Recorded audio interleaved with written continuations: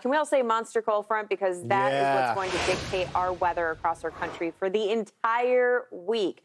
Yes, we have a chain reaction for this country. Snow in the Rockies, spring storms for the South, and washout conditions for many of you that live to the east. Oof. So we have a variety of threats. By the way, you want to throw in some travel, you know it's going to be a headache. So let's dive into it, give you the overview. This is the cold front that we're tracking. So it's coming in at a little different of a trajectory than most of our cold fronts. This is not something from the Pac Northwest. It's diving in from the north. And because it is bringing in a ton of cold air. I mean, the temperature drop with this alone will take your breath away. But keep in mind, when we have those dramatic changes, it comes with a big price tag.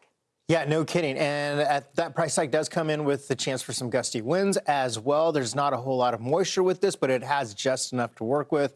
A few showers and thunderstorms this morning, but a lot of it triggers this afternoon. And this cold front is going to have huge effects over a good chunk of the country. Look, we've got snow in the forecast for portions of the northern plains and northern Rockies later today, especially the higher elevations. Britta, we haven't talked snow in this part of the country in quite some time.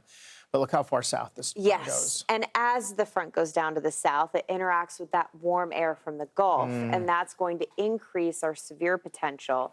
We'll watch out for it today and tomorrow, but looks like Wednesday is going to be the biggest impact day because at that point, we tap into some flow from the southwest, and that subtropical jet. We have an area of low pressure moving into Texas. Those are all the features that kind of up the ante for severe weather on Wednesday. So earmark that if you live across the Gulf states. We'll continue to track the cold front as it moves across the country on Thursday, but by Friday, we kind of get at least a quiet end of the week. Yeah, that's nice. I think all of us will be kind of coming to terms with the cool weather behind it, but at least we won't have a ton of severe weather warnings for Friday. Yeah, look at the level 2 out of 5 already issued for Tuesday and Wednesday. I was looking at the Wednesday one, which encompasses a good chunk of the Gulf Coast states, but overall, even Tuesday. Now, a lot of this does happen late tonight through early tomorrow morning as well. That dry line right over portions of Oklahoma that we'll break down in just a moment. But Britta, at this point, even into Wednesday, you talk about that biggest threat, and I think at that point, we're also talking about not only the storms producing some hail and gusty winds, but also a lot of rain. So flooding potential is there. Here's the rain outlook, in fact, up to 3 inches of rain for the Gulf Coast states, where we desperately need it. But, man, you know how it goes. I will say it's another good drought buster. If we can fast forward a month from now, we're going to see a huge difference between our early April and probably our early June numbers when it comes to drought across really the eastern half and especially the southeastern part of our country. What a contrast, though, right? Severe weather on one side, and the snow on the other side. Yeah.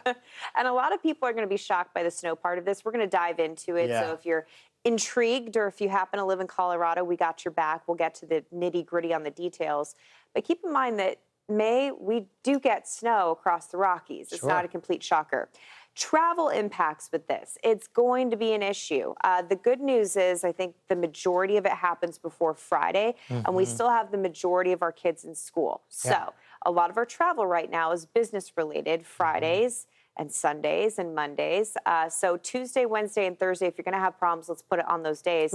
But flights in and out of Denver are going to be a problem. It's a major I would hub. say from midday Tuesday to Thursday morning, if you have flights in and out of DIA, start looking now. I mean, honestly, just start calling now and make some preparations because it will save you a huge headache. Notice that the East Coast airports are also marked for Wednesday as well. And see where your flight is coming from, too. Perhaps it's coming from one of these airports affected middle part of the week. Meantime, let's turn our attention to the Midwest, which will see a bit of a warning shot, if you will, from this. Look at that lightning. Wow, Chicago. That was impressive. You know what? We've got some energy moving through today. Some major cities like Chicago, Milwaukee, Kansas City. You all could see some unsettled weather today. Man, that sky is lit up across Chicago. Look at Oklahoma City. That's video from Chicago, by the way. Oklahoma City at this hour into the 60s. Kansas City also into the 60s. The dew points are coming up. It's not really high with the dew points, but it's enough. We talked about that energy coming out of the north that Britta was highlighting, and we've got the storm chances that extends over portions of the Ohio River Valley, Milwaukee included, clear over to Toledo. And then the southern side, we're going to break down in just a moment. Area of low pressure starts to develop closer to Kansas.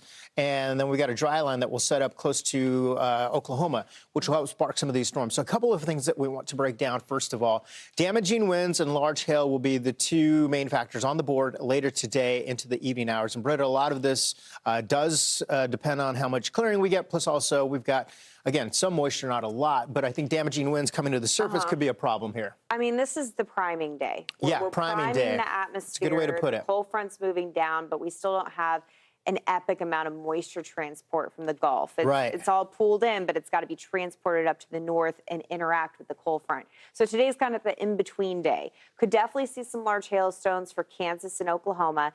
Oklahoma City, you are in that threat zone. Kansas City, you are as well. So just protect your property. Good idea to park the car in a protected spot. Don't leave it out in the lot that doesn't have any sort of overhang. Or away from trees, too, with some of those winds. Tree branches could come down. That's what I call a leaf shredder. Yeah, you're right. Honestly, we have all this beautiful spring bloom on all of our trees, and then you get these egg-sized hailstones, and it shreds the leaves. Yeah. And then also I mean, you they're go still outside young. and They're it's just budding like, out. whoa, it's a mess. Yeah, no kidding. So here's what we've got. Do we have everything in place? Rising air, sure. We've got this front that comes through. It's not strong, but right where the converging winds are happening, lots of lift, just enough to go on. Storm energy, yes, especially closer to this area of low pressure here. Is there a lot of moisture? Not a lot, but there's enough. Again, dew points will be up into the 50s, maybe if we were to get them up into the upper 50s and lower 60s. Like day one. Priming. Yeah. That's a great way to put it. I didn't think about that.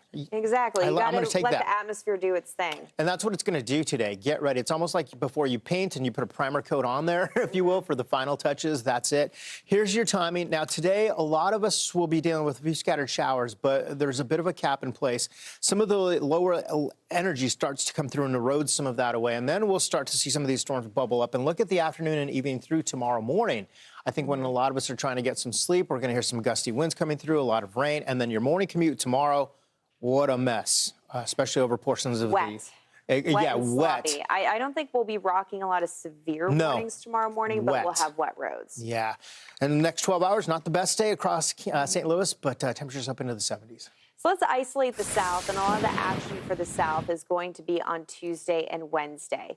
As Craig mentioned, there's a big influence when it comes to hail and damaging winds, but the tornado risk is going to go up for the South on Wednesday. So Wednesday's definitely upping the ante, upping the urgency. There's a live look across the Gulf states. We got Houston, good morning, Baton Rouge, New Orleans. You guys are on there as well.